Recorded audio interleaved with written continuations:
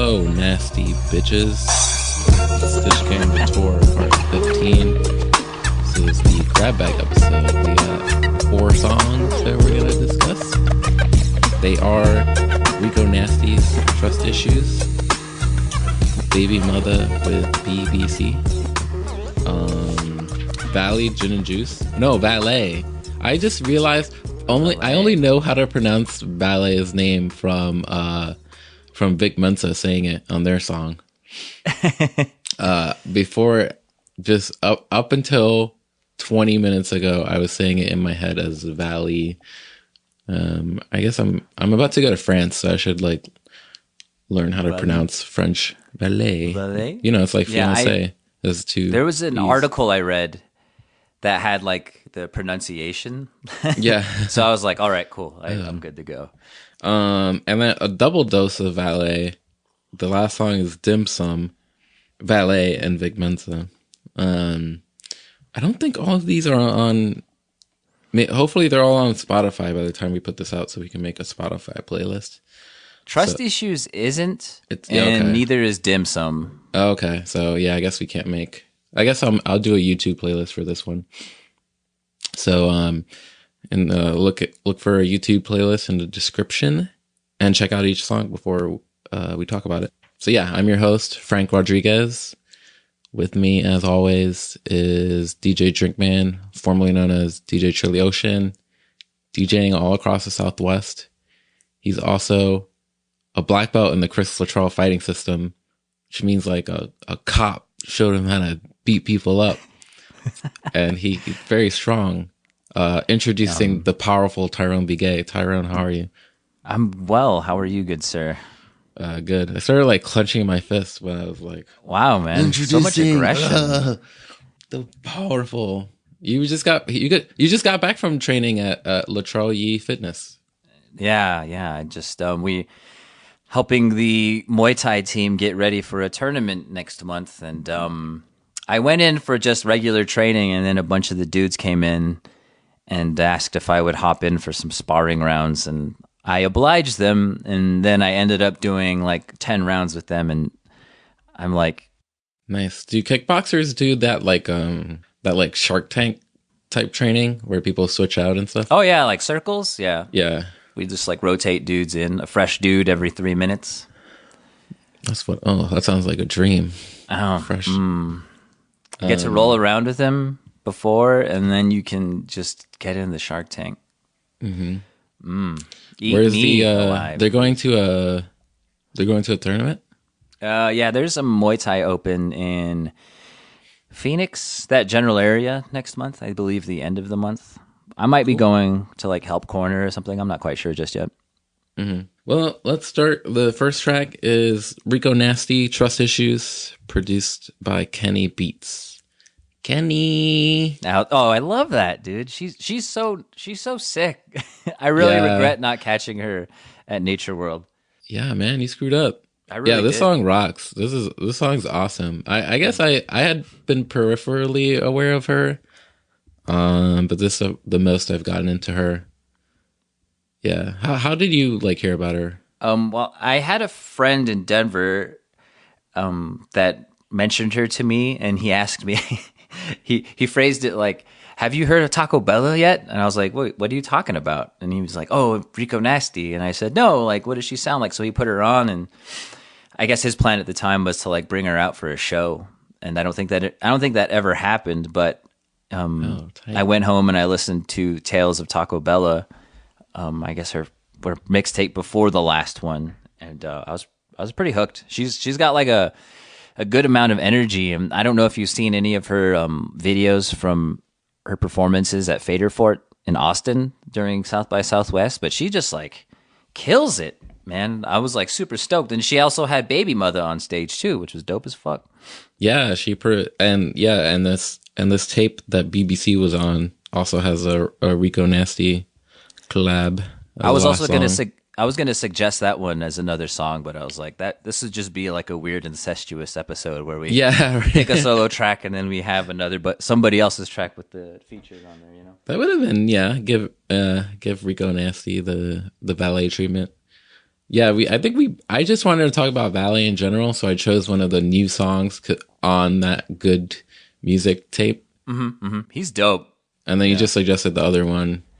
Yeah, he's awesome. So we'll get to him. Very Chicago heavy this episode with Rico Nasty and Valee and Vic Mensa. Bbymutha is from Chattanooga, Tennessee, but she fucks with Chicago. But trust issues. Your initial thoughts. Issues. Yeah, it's so cool. All right, so I think like what makes this song is that like the cadence is like a school child rhyme kind of thing, but it's just her acting like as tough and ignorant as possible. One of the lines that I noted that was the most like that was, "I'm with the shit, good or bad. Either way it go. If you got a problem with me, let me know." So yeah, dope. It's like it's so like it sounds like a kid's rhyme, and like the whole song is like that, and also just sounds like it sounds like it was recorded all the way through. Like it's not one of these songs where that's like heavily segmented.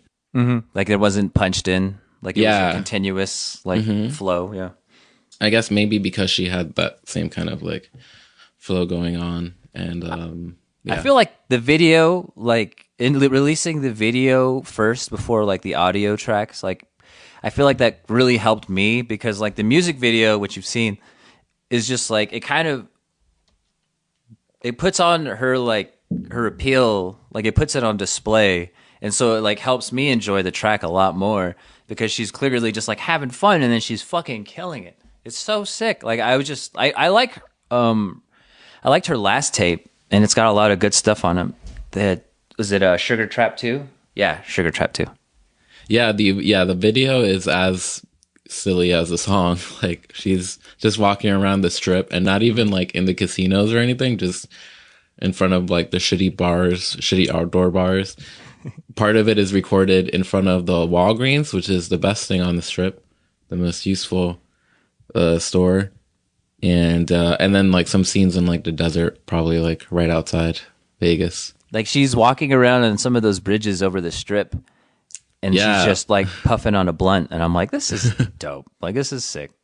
Oh yeah, because you have to take those bridges to like cross to either side of the strip. I wonder if she did some networking there, because I remember when I've been in Vegas on those bridges, there's always like rappers selling their mixtape. Maybe she could have connected with some people. Oh, I was just going to say, the whole time during the video, I was like curious as to how like she was managing to lip sync along to the songs. Like I was wondering if like the guy holding the camera like had a Bluetooth speaker, you know? And she's just like walking around the strip, like smoking weed and like lip syncing along. Yeah. Or maybe she just knows it all by heart. Maybe she's that. No, I think that's how I usually see when people are recording videos. They'll play the song on a speaker or like through a car, and then they'll like be shooting. Living in New York City, have you seen any music video shoots? Like, yeah, I see so many music video shoots, and they're sometimes in really annoying places, because you'll sometimes see like people shooting videos in the middle of the bike lane, like like on the Williamsburg Bridge or something.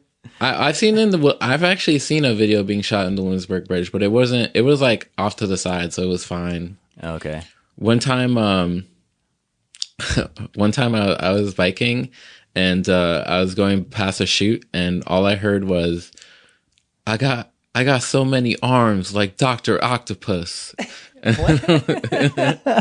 I was just like, oh shit, that's a hit.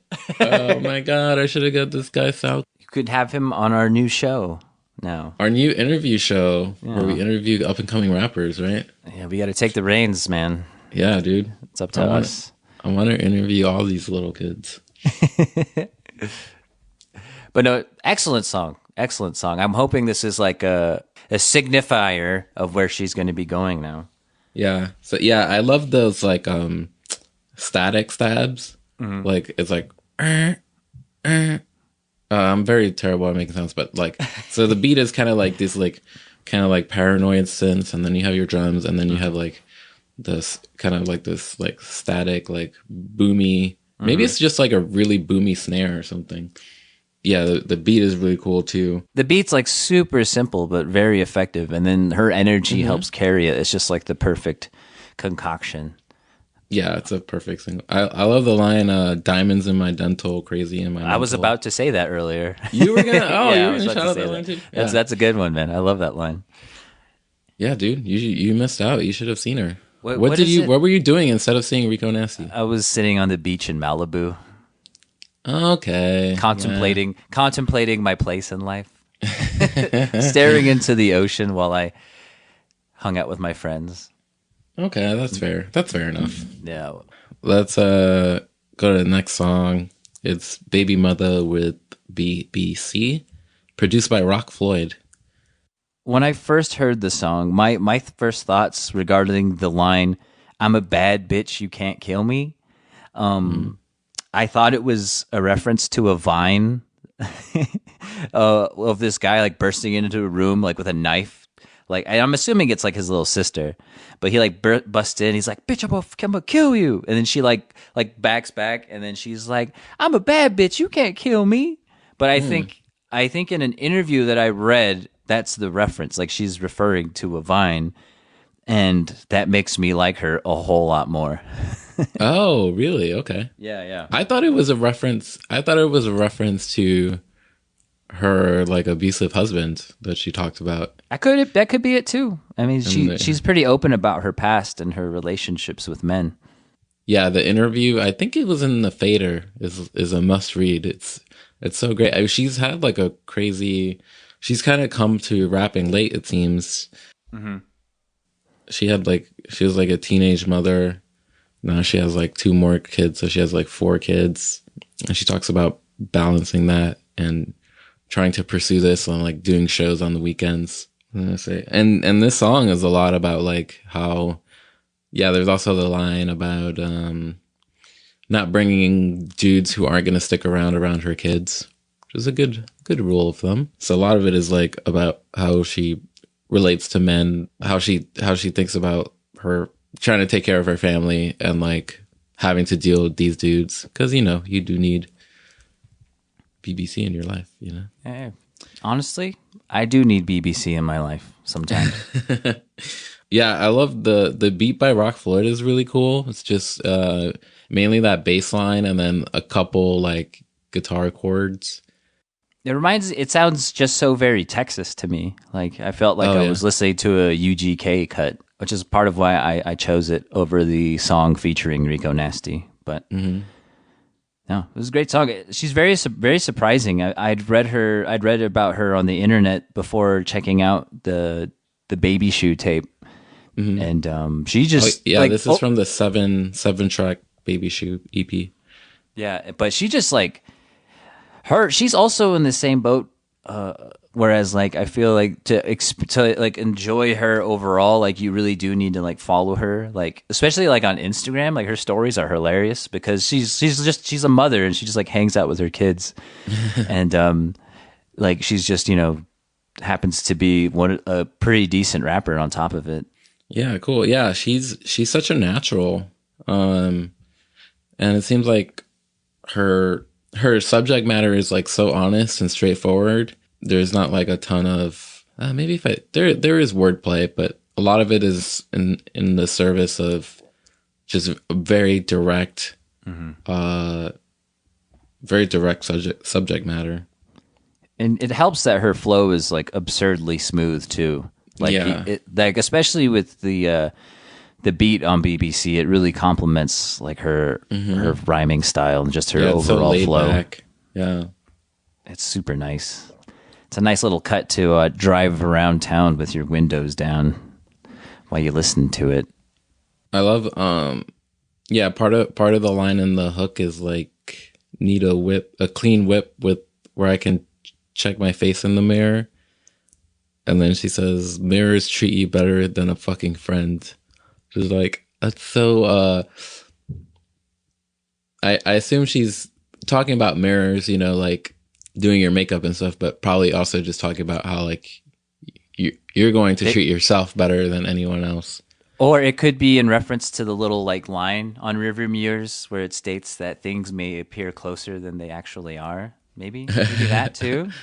No, she's dope though. I really want a Baby Shoe like piece of merch. Like I want the picture of the tape like on a shirt. Because like it's funny like how much she admires Marge Simpson too. I think she's referred to herself as the Black Marge Simpson. It seems as though she feels Marge Simpson is like the GOAT when it comes to animated mothers, which is hilarious. Yeah, the cover is like a Simpsons parody. Yeah, she's awesome. I should check out the rest of that tape. Oh, you should. Pretty dope. Yeah, follow Bbymutha on Instagram and read that interview. I'll put it in the show description too. So let's move on to the Valee part of the fucking chase the show. money, chase the money. I love it, dude. I mean, we'll probably just talk about them, both songs, but Juice and Gin by Valee, produced by Rio Mac. Not Chase the Money, unfortunately. Should have Chase the Money song so you could just say Chase the Money all the time. I know. I already said it anyway, so I got it out of there. And Dim Sum, Valee and Vic Mensa, produced by Apex Martin. And then it says, YouTube says co-produced by Mike Dean and Cubeatz.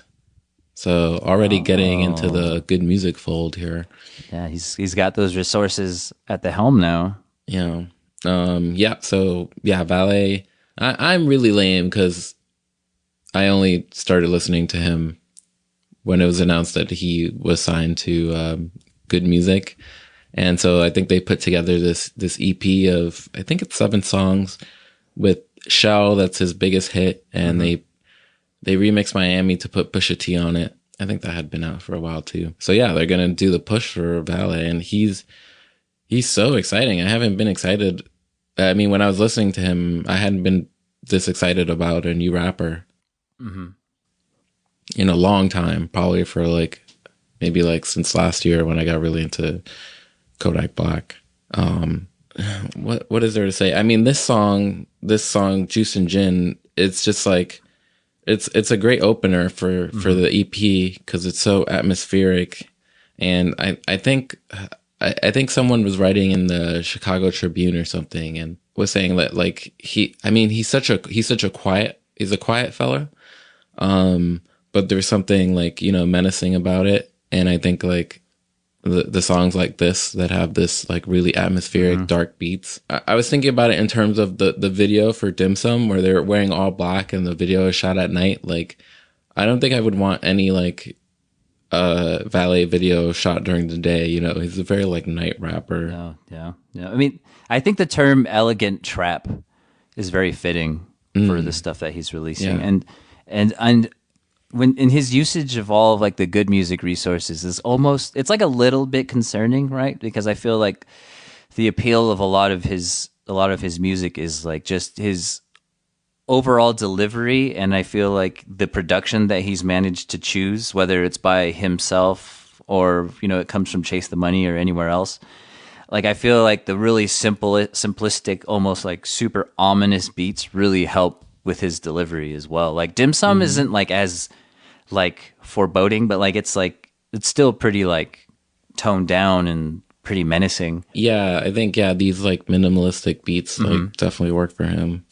He seems like a real interesting character, so I'm super excited about him. I mean, just it's really heady stuff. What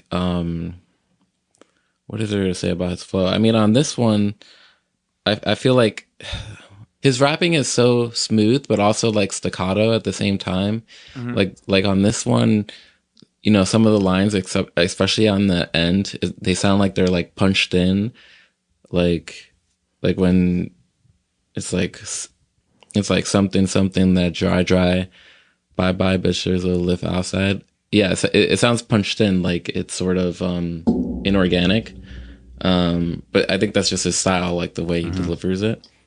And I think that can be the case on a lot of his material. I mean, shit. One thing that really, really sold me on him, outside of the VTM tape, which was my first exposure to him, one thing that made me really excited about him was his verse on the Z Money track he was on, and just his overall flow on that. It's so simple, but for some reason it just really stands out. And I don't know if it's because since we've started this podcast or since we've discussed rap more so, I don't know if it's because I'm used to triplet like, variation that a lot of rappers are using, that I was so like blown away by it.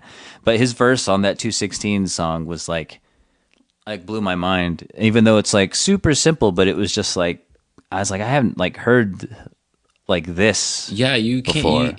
People. The way that he raps, it's very hard to do it well. It makes sense that it kind of blew you away because it's very unique. Like not a lot of people are doing it. And it's just very weird. He makes every word count. Yeah, I think that's like part of like the appeal. I mean, especially on like 216s, it's kind of like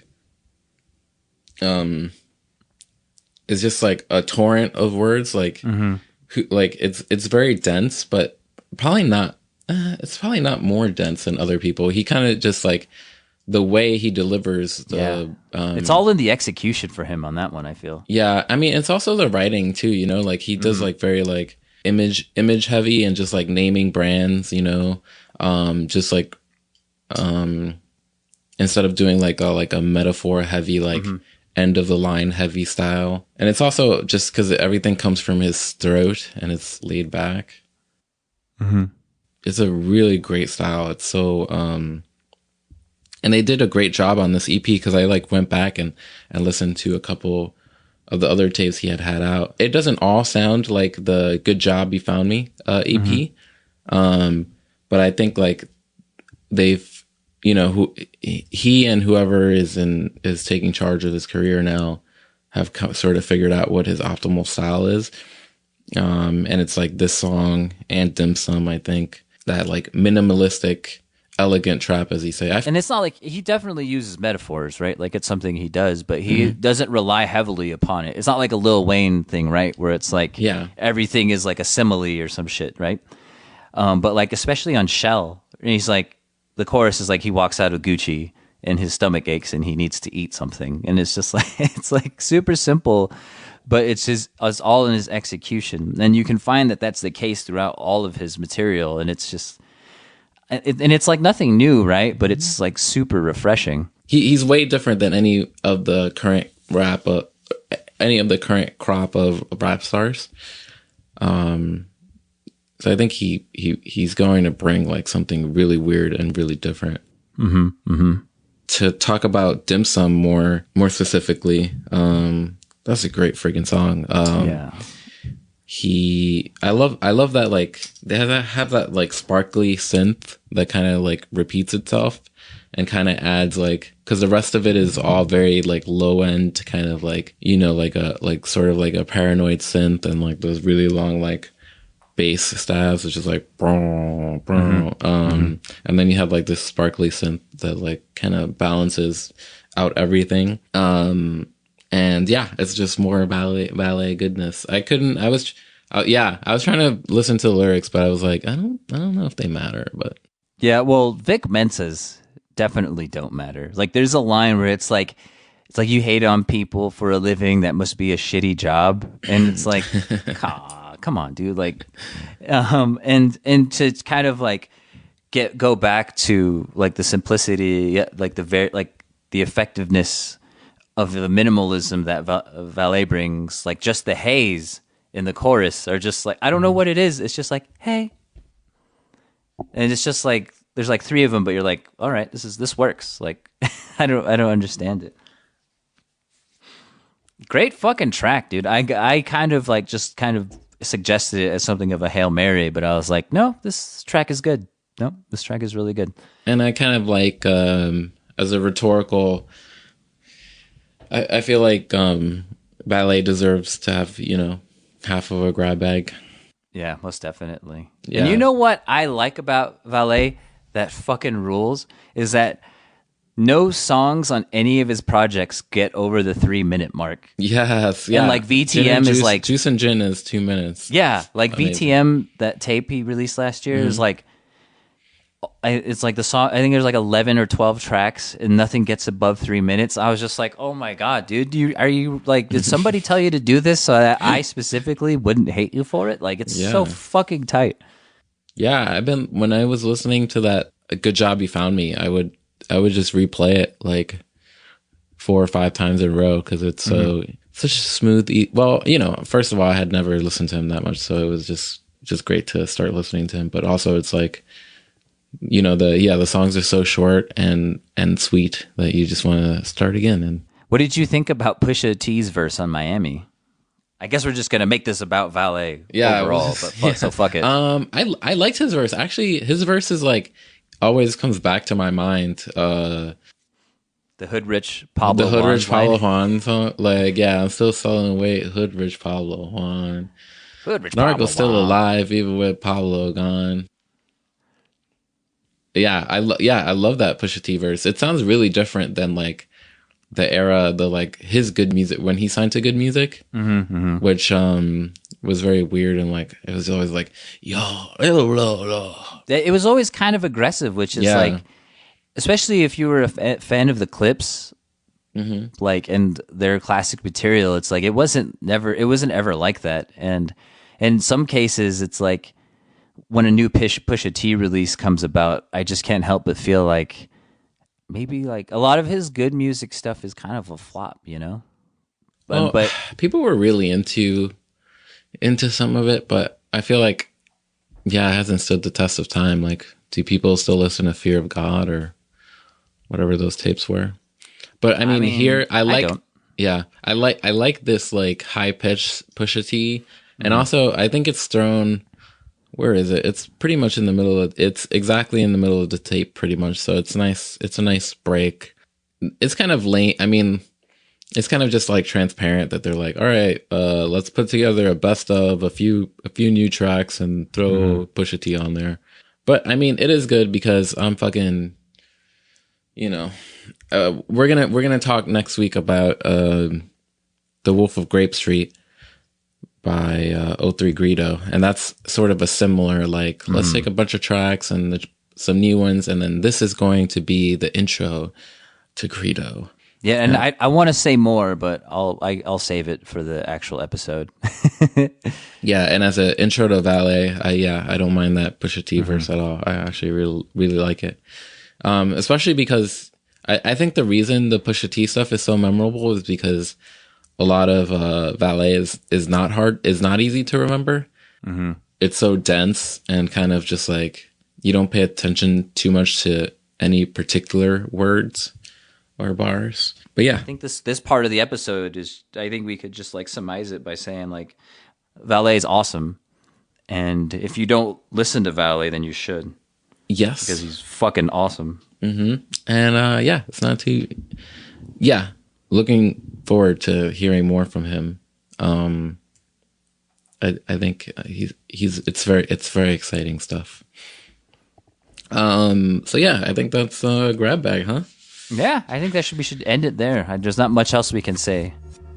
Yeah, if you like this episode, subscribe on Apple Podcasts and hire DJ Drinkman for all your DJing needs. And next time we'll be going over the hood emo opus that is The Wolf of Grape Street by 103 Greedo. And